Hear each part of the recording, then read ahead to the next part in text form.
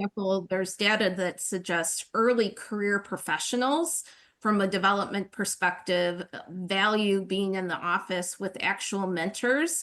And if leadership is in the office, they'll have more visible sponsorship.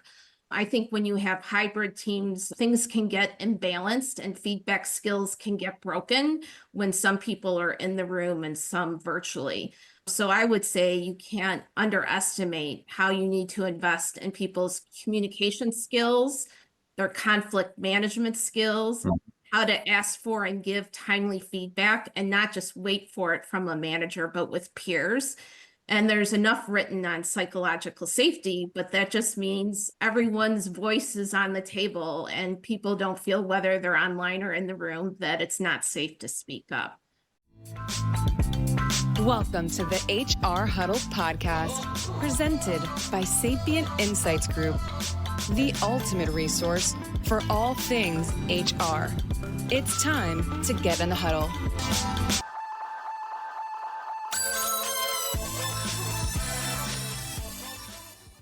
Hello, everyone. Welcome back to the HR Huddle. I'm your host, Teri Zipper, CEO and Managing Partner at Sapient Insights Group, and we're back for another exciting episode of HR We Have a Problem. This is the show where we break down the big and most relevant HR issues of the day.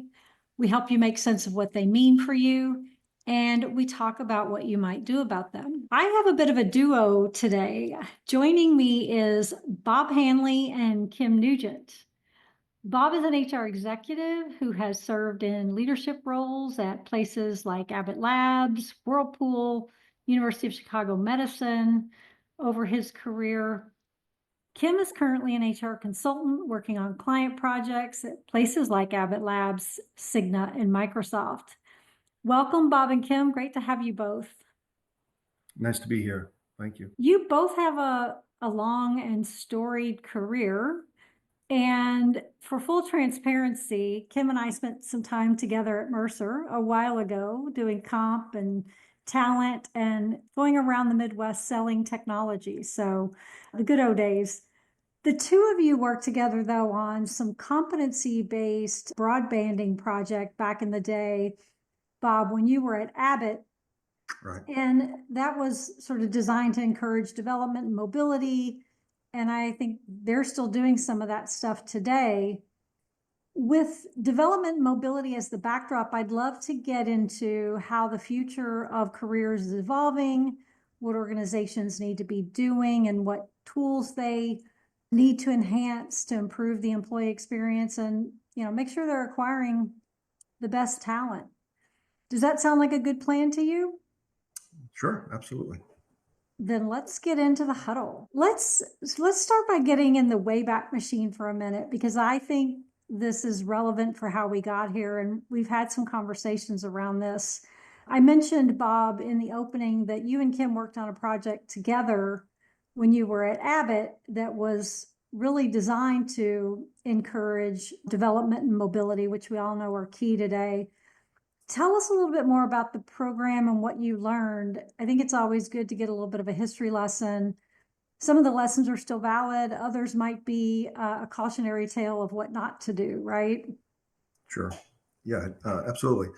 So, keep in mind that work that we had done, Kim and I had done, was close to 25 years ago. So just sort of to set the context. What I'd say is that as I think back of that work, the culture of the organization, I think, really was the catalyst for the current state of affairs at Abbott. And the current state of affairs at Abbott was that the culture was very hierarchical. And in fact, I had, prior to that, never seen or worked for an organization that it was that prominent. The reason it was that way was because, well, there's a variety of reasons.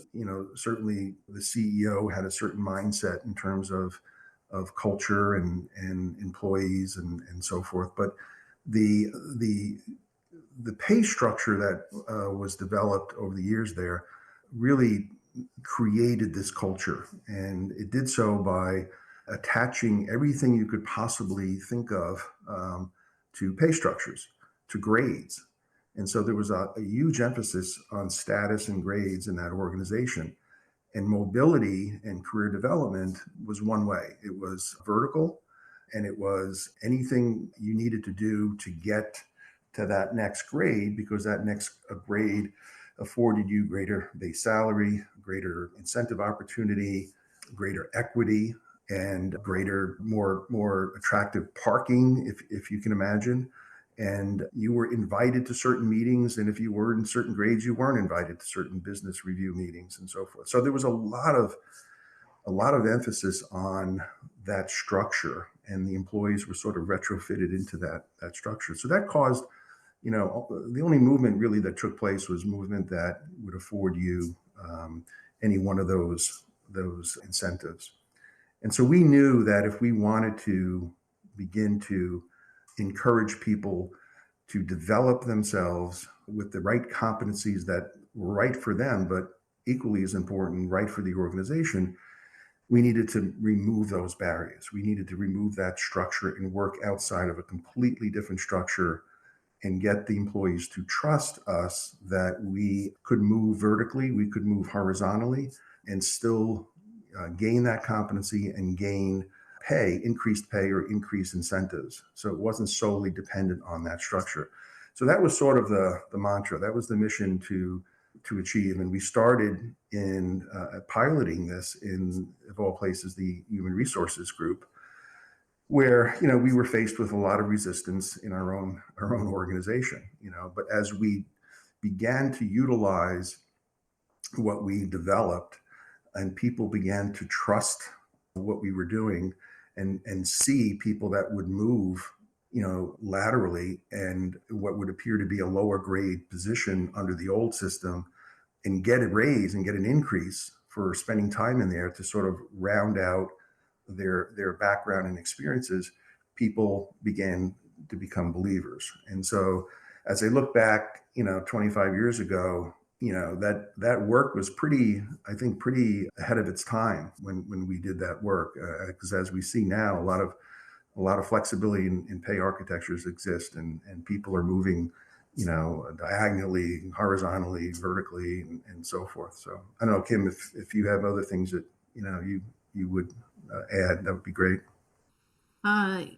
Sure. I think even though the project was long ago, what strikes me in a very big organization with a lot of hierarchy is the importance of change management, and don't underestimate what it takes to disengage from the current state. So not only with HR, with the business, a couple ads we had a co-creation strategy, and we also made sure that the designers just weren't comp and talent people. We involved trainers and communicators early in the process versus at the 9th hour. Because if you don't think about change and you don't have a budget, that won't get done. The other thing is, I think back, is we have a fascination with identifying what good looks like. How many levels? What are the competencies? What are the skills? What are the values? And what I learned from that project, and many more since, is that oftentimes organizations focus too much on what framework, goals, skills, competencies, value will save the day, where we really need to focus on, or add to that, is how are we going to elevate our communication, feedback, conflict management, trust, and psychological safety skills. Half the battle around moving up diagonally, laterally, or if you deserve a promotion or more pay really is anchored in those conversations. And it's conversations and trust with others that drive high performance. Yeah. What was just for scale perspectives, what was the scale of this project? Like, how many employees did you guys have at the time, and just how big was this? So as I mentioned, we piloted this in the Human Resources Organization. Yep. on a global basis. So we had probably, several hundreds of people who were part of the HR organization. And I was thinking, when we implemented this, we spent a lot of time thinking about how to go about getting this message out to the organization. And I don't know, Kim, if you remember, it's been a long time, but we actually presented to several hundreds of people who came in from around the globe to the headquarters. And we demonstrated through a skit, if you will, of all things, of how to deal with development conversations and opportunities for employees. And we did this compare and contrast where we started off, and we, by the way, got lots of the HR leaders and vice presidents involved in this skit. But we got on stage and we set up, we sort of choreographed it, and I narrated it, and we had all these people involved. And what we did was we demonstrated the current way of developing people's skills, which was somewhat comical. We sort of poked fun at ourselves of how we did this. And, people would take any job they could possibly take so long as it was vertical, it was upward, and it gave them more stock options or gave them whatever. So we sort of poked fun at our, the way we were doing things. And then, the skit sort of took a serious turn where we demonstrated the proper way of thinking about developing skills, and that it was okay to move down what appeared to be downward just to obtain those skills. So it was a smaller group relative to the entire Abbott organization, but it was, we needed to start somewhere, and we took very personally the fact that we were starting in our own organization. We weren't going to test this on somebody else. We were going to get it right with ourselves and then begin to deploy it elsewhere in the organization. So. Yeah, Terry, one add there. Sometime after working with Bob, what I found as a pattern in many companies, I went to another life sciences company, and they started with the marketing function, 1,200 people globally. Went to another organization, they started with the finance function. So what I find is typically an organization has different functions that are critical to capability building, or they want to make something happen. And I use the field of dreams sort of scenario, build it and they will come. So organizations want new mobility paths because they want people with the right portfolio of experiences and skills that can bring the organization forward. And if you operate from a hierarchy perspective, that doesn't always happen. Hi there, I'm Peter Zollman. I'm a co-host of the Inside Job Boards and Recruitment Marketplaces podcast. And I'm Stephen Rothberg, and I guess that makes me the other co-host. Every other week, we're joined by guests from the world's leading job sites. Together, we analyze news about general, niche, and aggregator job board and recruitment marketplaces sites. Make sure you sign up and subscribe today. Yeah, and it's easy to take for granted what people know and understand about this process. I love the skit idea, right? You sort of gave people real live people acting out what that process looks like. And we, because we understand it at some level, and we teach it to leaders and managers, we kind of just, sometimes the employee can get lost in that process, and they're not necessarily focused on what's my list of skills. They're focused on how do I get to the next level. So Kim, to your point, that idea of promotion. So shifting gears a little bit on the topic of promotion as really a key aspect of that sort of development and our ability to move throughout the organization. I know you've both traveled across workplaces. What's the same, what's different about how these promotion decisions get made as a result of what we're doing with regard to skills? Bob, do you want to comment on that? Yeah, I think a lot has. When I think back when I first started working, I worked for 42 years. So back in the early 80s, you think about what the employment relationship was with employees and organizations. You were sort of lucky to have a job back then. And when you got a job, you sort of stayed with that job for many, many years.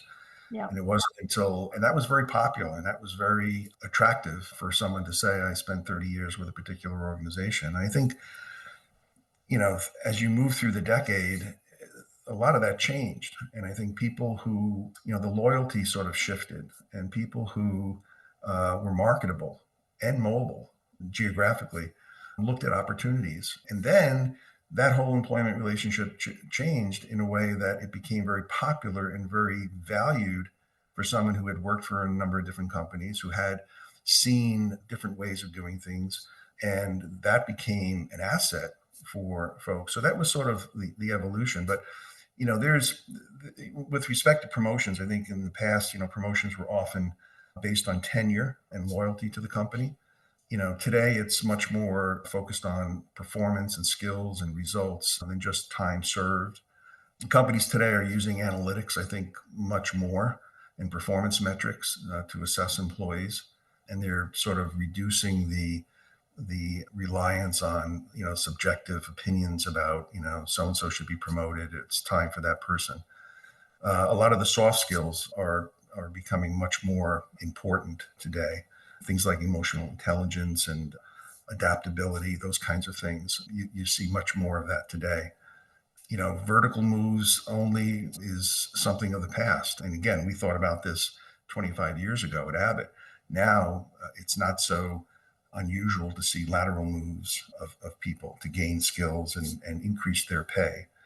So there's a lot, I think, that has changed over the years, when it comes to all the inputs to whether someone gets promoted or not. And I think, having said that, I think there are some things that have endured over the years as well that haven't really changed since the 1980s when I started working. And that is that at the end of the day, performance matters.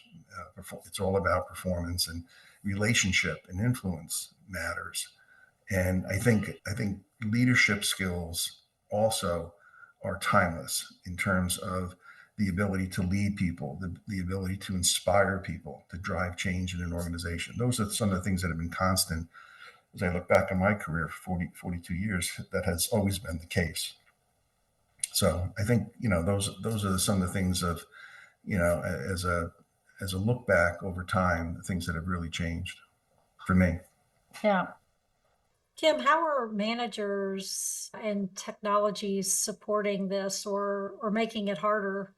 I mean, there's a lot of technology out there right now. There's, a lot of training for managers, although I do worry that sort of that whole leadership development has gotten a little bit lost over the last 5 years with COVID and some of the other things that we've been experiencing.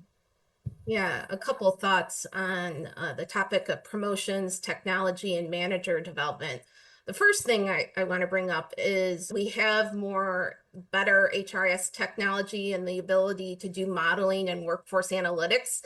I think what's interesting is sometimes the insights can validate what we were hoping to see, and sometimes we can be left exposed. At the end of the day, promotions drive wealth creation. And what I found in most organizations, it's that director level that often comes with growing incentives and perhaps stock eligibility. And people, both traditional managers and perhaps technical individual contributors, want to know the rules of the game. How do I get to that level? So that is really the same. What technology and analytics can do is actually make your invisible talent strategy visible. It can distill what are the movement patterns and consequences of those patterns. Are the right performers getting rewarded and promoted? Do we see any unconscious biases playing out? Are we reinforcing lateral moves and different patterns that build the right capabilities we need? And who is getting these opportunities? So what's interesting is you can see intended and unintended consequences in the data. One of the things that I bring up, because still leadership is a way to earn more money, but I coach people when it comes to early career professionals, who is getting the early career P&L responsibility in your organization? Those entry-level roles with a P&L, wherever they sit, and however small, are oftentimes the steps for future advancement. So paying attention to who's getting those roles really matters. So those are some things that I think about. The other thing is I think organizations are struggling with manager development. Do we bring people together in person to build their social networks? Do we do things online? Are people burned out by too much online?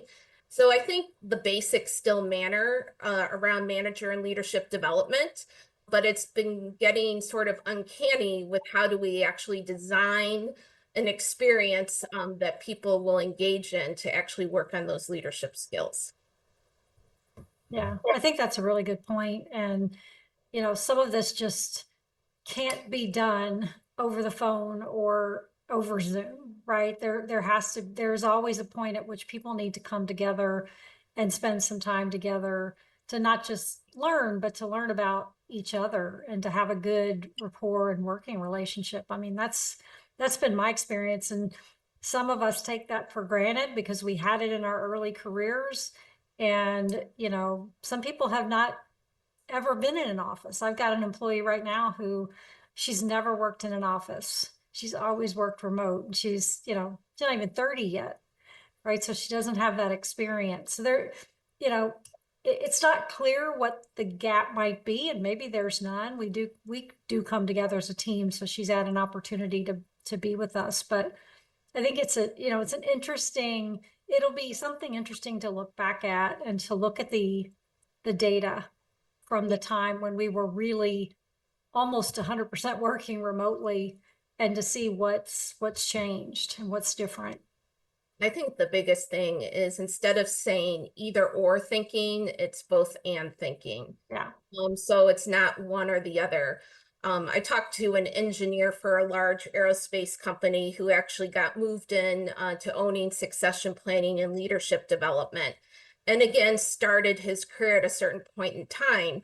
But he said, sort of like going to college, that leadership development program and the years that you were in it, those became some of his best friends in life. And then as they moved around this very large company, they had that social network of trust based on how that leadership development program was executed.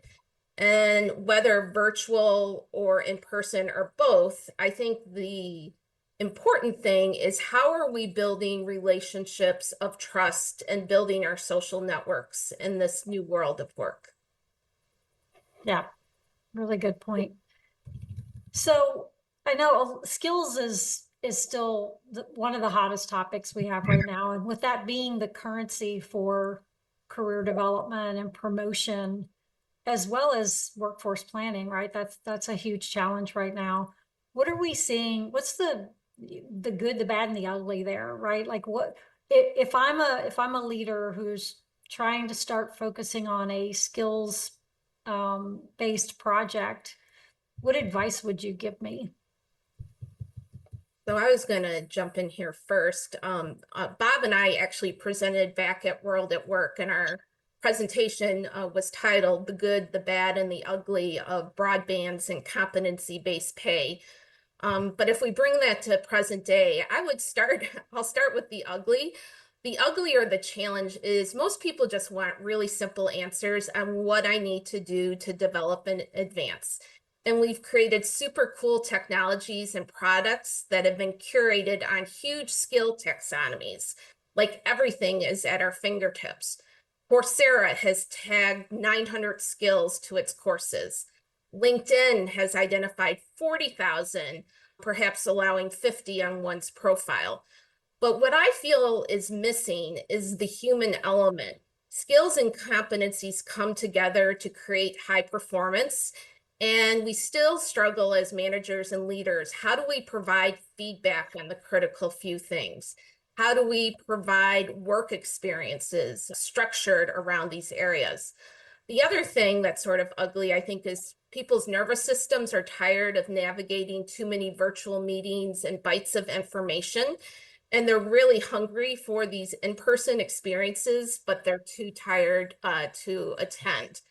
So what I think the potential for good is really approaching this with some holistic design thinking.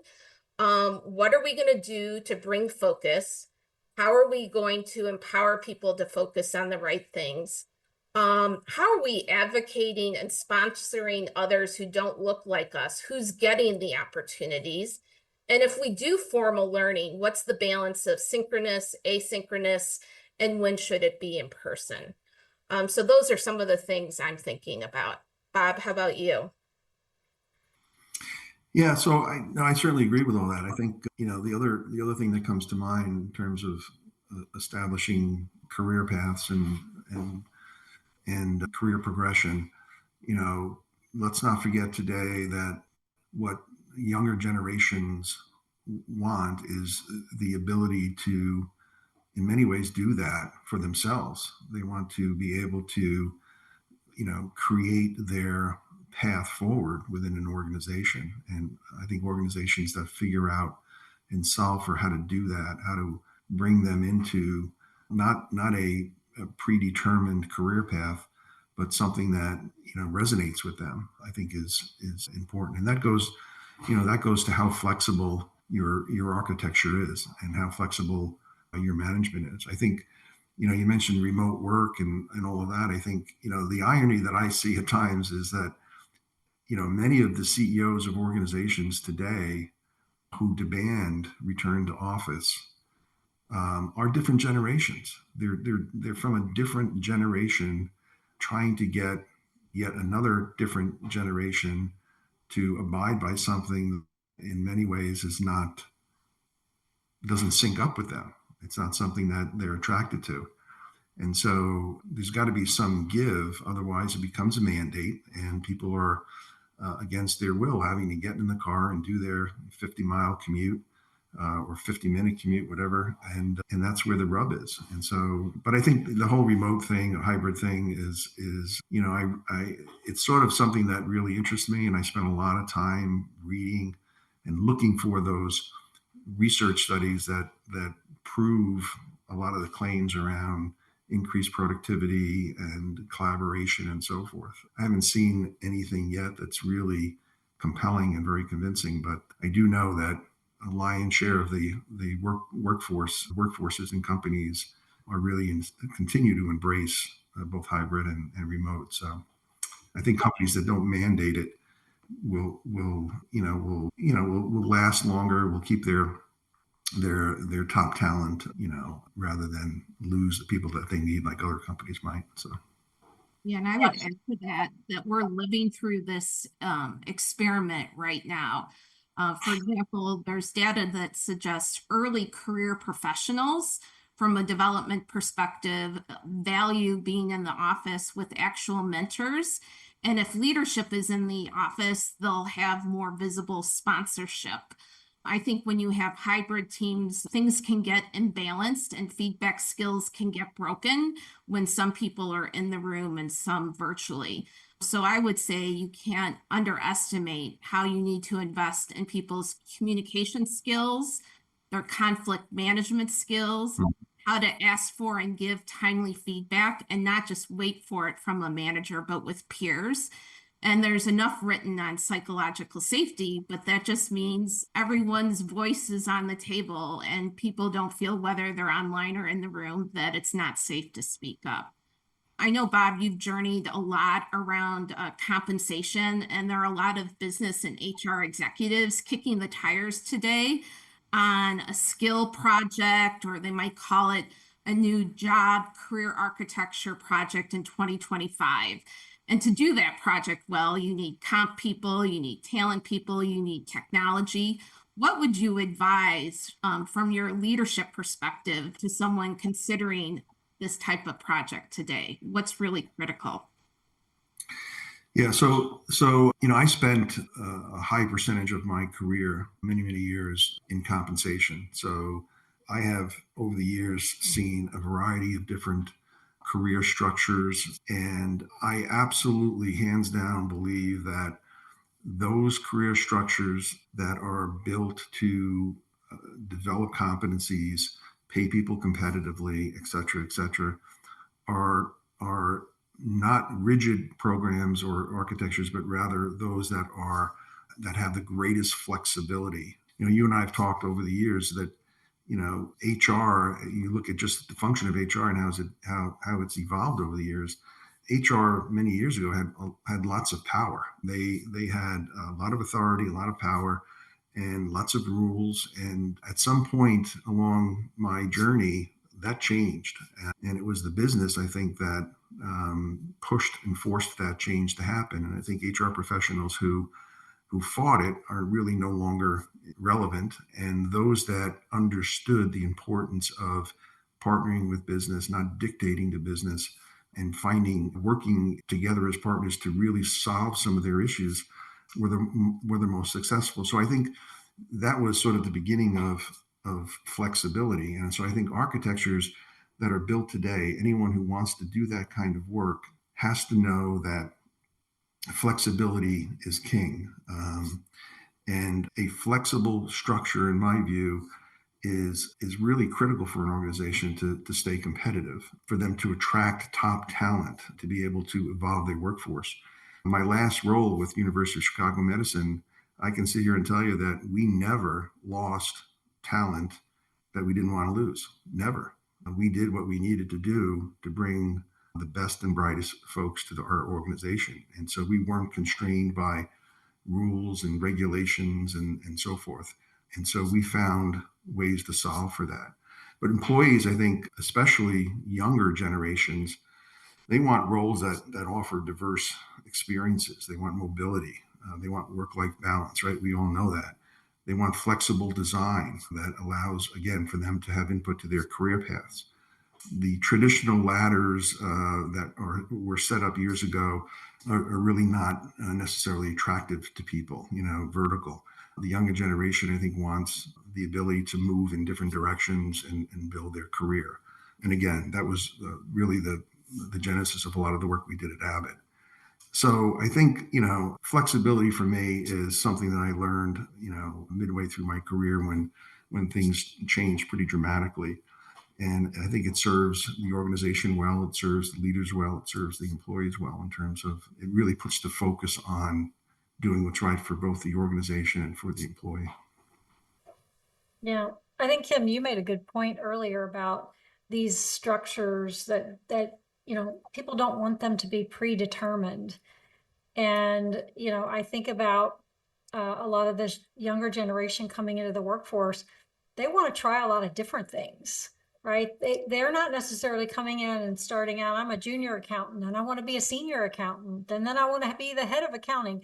They're looking at, wow, maybe I'd be very interested in doing something in HR or, working in IT. Maybe I've got a technical interest of some sort, or I want to try out marketing. So things are evolving, I think, a lot in that way. And people are seeing, to the point Bob made earlier about people having like these 30 and 40-year careers at the same place, people are seeing different opportunities to learn new things, and they're building their skill profile, right? So, they're looking for ways to take advantage of and use those skills to do something different and something novel and something unique with them. Yeah, if I were to offer some closing advice across the topics of the employer perspective, the employee perspective, and the manager or leader. With employees, I would say never sit back and wait.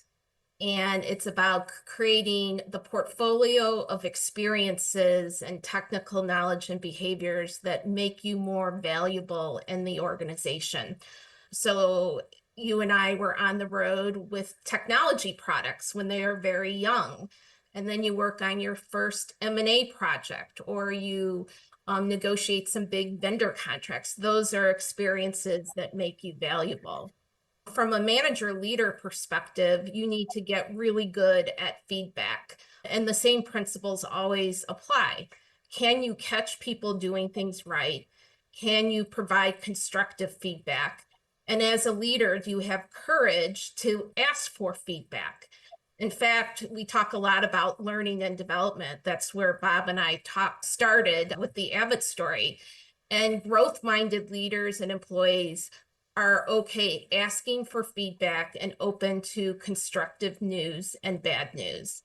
And then from an employer perspective, just don't think because you build the technology or the portal, or you can all of a sudden see 10 people who you can staff on your product launch. Don't forget the human skills and the change management and education that will make that a tool that enables a healthy culture. Because people are still people, and sometimes we build these frameworks and technologies and we don't think about the human element, and you just can't forget about that. Yeah. Bob, any closing arguments, or is there anything you would leave the audience with that might help them start to think about how they're gonna solve for this? Yeah, so I think one of the things that organizations have begun to do, but must do, it's a must do, is they need to really understand their workforce. They need to understand their workforce from a generational standpoint, because that's going to sort of help dictate, what you do to meet the needs of your workforce. It's the one size that fits all doesn't work anymore. And, when I looked at our workforce of, roughly 12,000 plus employees at the University of Chicago Medicine, more than half, 52% of the population were millennials. And so it begs the question, what are you doing? What are you doing to meet the needs of your workforce? Doesn't mean you ignore the other generations, but it means, are we offering the right things? Are we doing it in the right way that resonates with these folks, that they embrace and they run to versus run away from?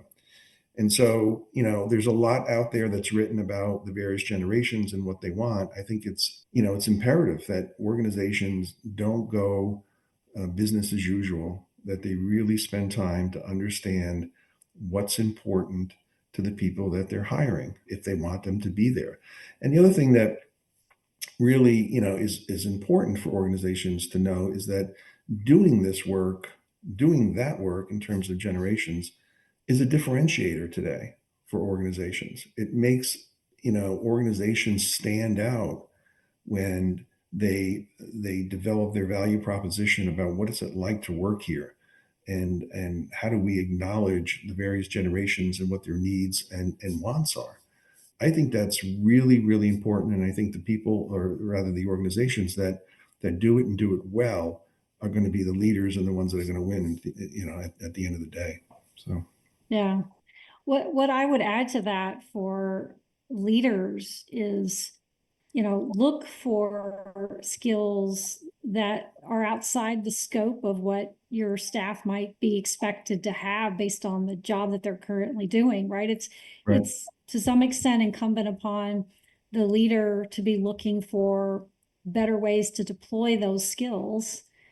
And then for the employee and the individual, think about the skills that you have that, may be outside the scope of your work today, but can apply to other things that you can do. I know there's an organization called Career Circle who helps underrepresented groups get opportunities within organizations. And a lot of that is using skills that they've acquired doing Right. things that would not be traditionally those things that would be on a resume that would get you into an interview.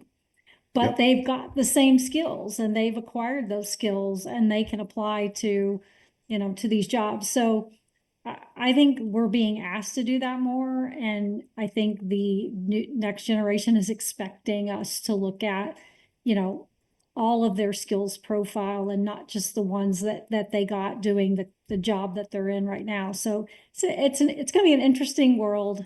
It continues to evolve. I'm excited about the future.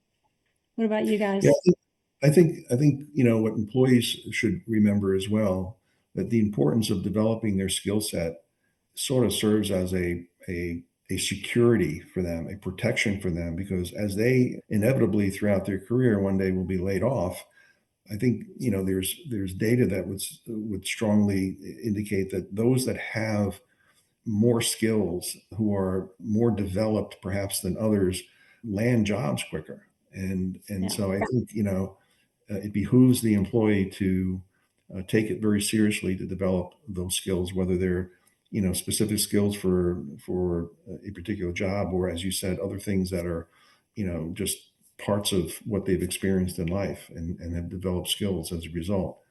So yeah, it's going to continue to be very interesting. That's for sure. Yeah. Yeah, and I would just add one more thing is not only developing the skills, but managers and leaders in the organization need to get really good at how they sponsor, advocate, and find talent. Because sometimes we find talent who looks just like us or has the same skill or the experience, but having the competency that I'm curious to bring together a team that doesn't know things that I know, and having the skill to navigate and build team effectiveness in that situation becomes really important. Absolutely. Well, thank you both for joining me today. This has been a fun conversation. I look forward to doing something like this again when we have another interesting topic like this. So thank you both. I also want to thank our producers, the Brand Method Media Group, Kelly and her team, our marketing team, Cindy and Summer, who make sure that you guys get these podcasts on a regular basis. And I want to thank you for tuning in. Be sure to join us next week for Stacey and Cliff while they spill the tea on HR tech. That's all the time we have for this episode of HR We Have a Problem. If you enjoyed the episode, you can subscribe to it on your favorite podcast app. Leave us a review if you have a minute, or drop us a line, schedule some time on the website. We really want to hear about the topics that you'd like us to focus on. We will be back in 2 weeks with another episode of HR We Have a Problem. Thanks, everybody. Thank you.